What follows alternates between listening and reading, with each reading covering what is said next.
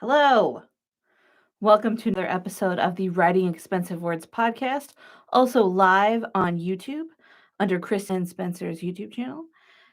Today, we are going to talk about how to embrace the uncomfortable, what it means, and how it might just be your superpower.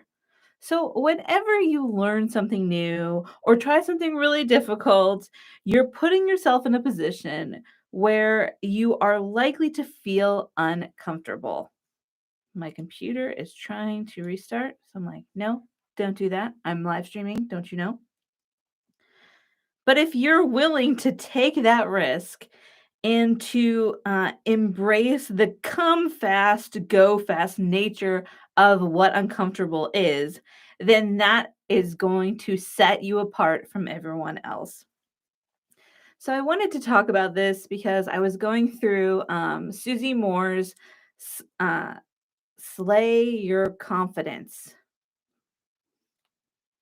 Slay Your Confidence course? Something it has the word confidence and slay in it.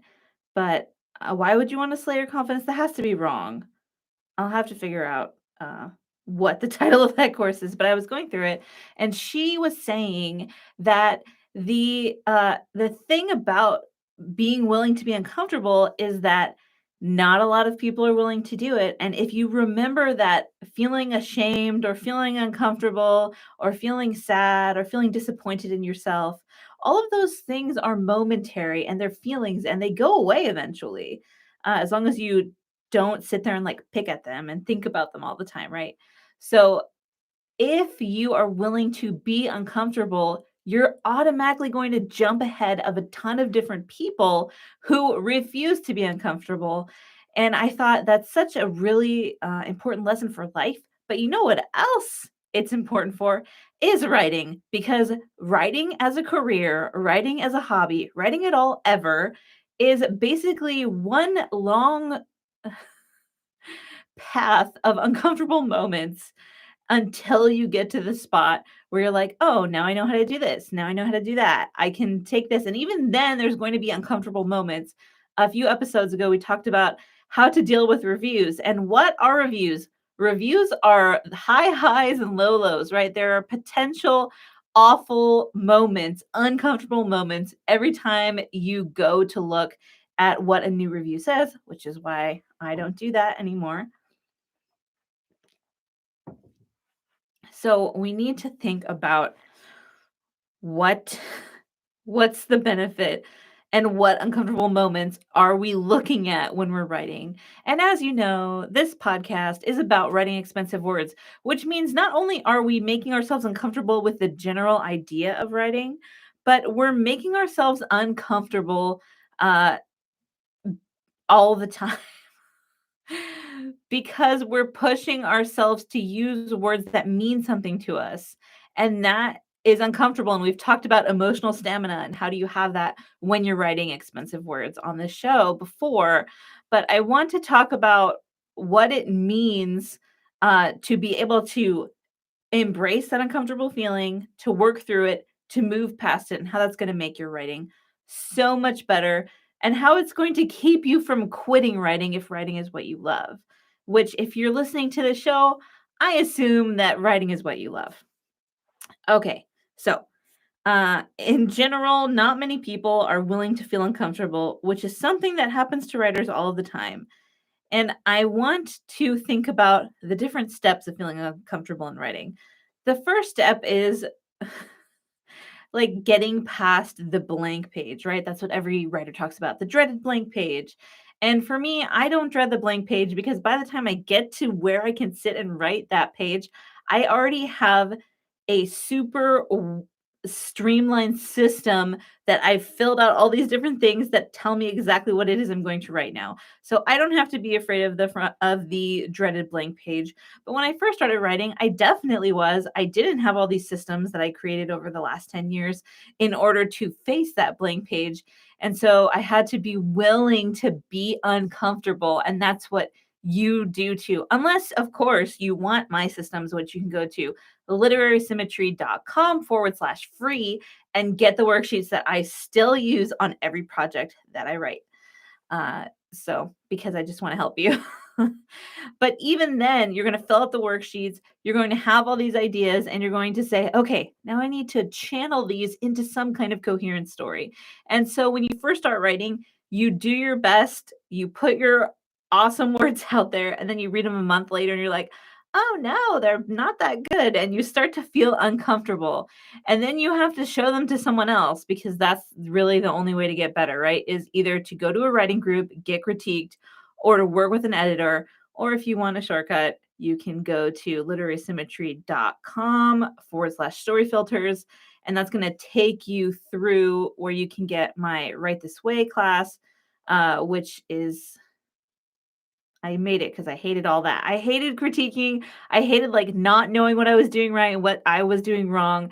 And so I took all the things I learned as an editor, now as a certified copy editor, and I put it into that class. Okay. But if you don't want to take the class, then you're going to have to face the fact that you have to show your work to someone else before you understand what you're doing wrong. And that feels uncomfortable. That feels bad.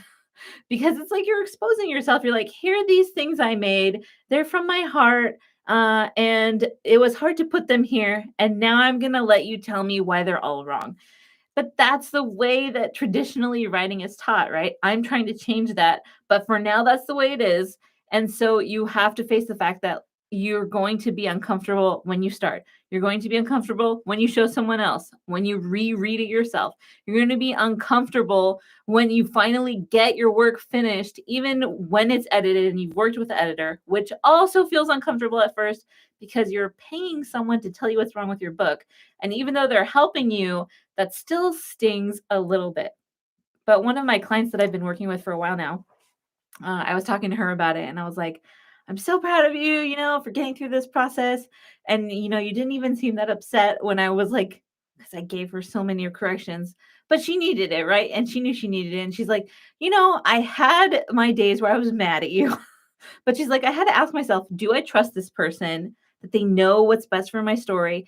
And will taking this out or changing this make my story better? And she's like, every time I said yes. And so I was willing to change it. So she was willing to face that head on and to be uncomfortable in that moment so that she could get through the entire project, which is finished now. And she's just getting her website up. I'm really excited for her and for her book. It's going to come out soon.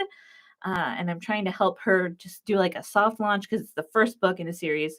And if you want to write fiction to make money, you have to write more than one book. And that's uncomfortable because you put all this work into your first book and then you publish it and kind of nothing happens. And even if you push all kinds of ads and spend a lot of money, usually nothing really happens. You don't see profit until usually book number 3. According to a lot of people in the industry who are testing this out constantly.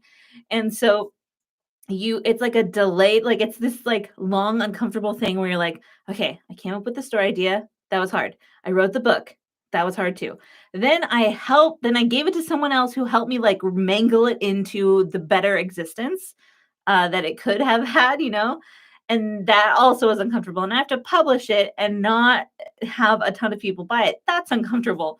So if you want to be a writer, you kind of need to make you need to embrace the uncomfortable. You need to make uncomfortable feelings your friends because you know that these feelings are temporary. But not only that, they're going to lead you to the next thing, which is further along on your writing journey, right?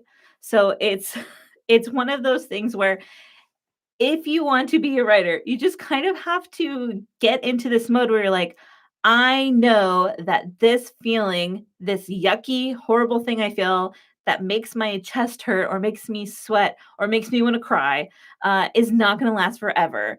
And so you don't want to say no to feeling uncomfortable because you want to get to the next thing. And that's why you're going to be ahead if you just can get it into your mind that feeling uncomfortable is temporary. I can get through it. I can do this. And then you're going to be able to do the hard things that, there's like this long line. Like, let's say there's like a horizontal line of 100 people. Okay. And they all want to write a best selling novel. All right. How many people do you know who would love to sell a best-selling novel, and to write a best-selling novel? And then as these 100 people are walking straight, the path starts to get narrower and narrower, and they're kind of all shoving, and there are going to be some people in that group of 100 people who are like, "You know what? I don't want this that badly. Like, I'm not willing to be shoved and bumped into a wall and all of these things in order to get to where I can connect with readers through my writing, which should be the goal of your writing, right? Not to be like, I'm a bestseller, because as an Amazon bestseller in multi categories, I can tell you that it feels pretty awesome for about 5 seconds. And then you just have to keep going and keep working, because guess what? It doesn't stay like that. No book stays like that unless you have a perennial bestseller. And perennial bestsellers are like magic beans. Like, if they exist, we don't know how they get to where they are able to produce the beanstalk, right? I don't know. Did that make sense? So we don't like, there's no like formula for this is how you write a perennial bestseller. I know that because I've seen lots of people say, look, if you just do X, Y, and Z, you are going to have a perennial bestseller, an evergreen novel that's going to bring you a ton of business. It's going to make you super famous. It doesn't work that way, okay? Maybe people like Hal Elrod, they did it one time and it worked for them, but I don't see a ton of people following Hal Elrod's method, or which we can see through the self-publishing school, right? Um, which I went through, and then all these people are coming out with like these evergreen perennial bestsellers. I don't see that. Maybe, yeah, they're topping the category bestseller list for Amazon, but that's not the same thing, and that's a lot of work. So there's no guarantee, right, that at the end of your journey that you're going to have an evergreen book, that you're going to have an unlimited amount of business based on the books that you've written. So why do we do it? We do it for connection. But sometimes connecting with people is also uncomfortable, because there will be people out there who, no matter how hard you work, how much time you put in, you've hired the best editor, you've hired the best cover designer, you've done literally everything, and there will still be people out there who don't like your book because it doesn't hit the tropes they want, or they're not part of your readership. They don't fall under what your reader avatar describes. And a reader avatar is someone who represents the type of person who would read your story. So you have to be able to get your bumps in the line as you're going toward that narrower path with all these people who say that they want to write, and keep going. And you can't do that if every time something difficult happens, you kind of shut down and say, I don't want to feel this anymore. But what you can do is you can use those uncomfortable feelings and plug them into your writing, because that is going to help your relatability, because everyone understands that feeling uncomfortable is painful and it's not something that they want to do on a regular basis. But another thing that you can do in your writing, because you've faced and embraced the uncomfortable, is you can have these themes of hope for the future, which I sincerely hope that you have for your life, for your writing career. But I also encourage you, let that show up in your writing, because people love that. They want hope. And if you're struggling right now, and if you're like, Kristen, I can't keep being uncomfortable, I would encourage you, I want you to have hope that you can get through the uncomfortable moment and move on to the next thing. I believe in you. I know that you can do it. And when you are willing to do this, I promise things are going to change, because you're going to be in a club of people who don't take no for an answer. You're going to bypass all those people on the path who are behind you, who got too uncomfortable and who were unwilling to keep going. And you're going to be the one who keeps going. And I think the Susie Moore course is called Slay with Confidence, which makes way more sense than Slay Your Confidence, which would mean to kill your confidence. And she had it on sale. I don't think it's on sale anymore, but even if it's not on sale, it's a great course. I love Susie Moore. I'm going to be implementing a lot of her stuff in my own business in the next year.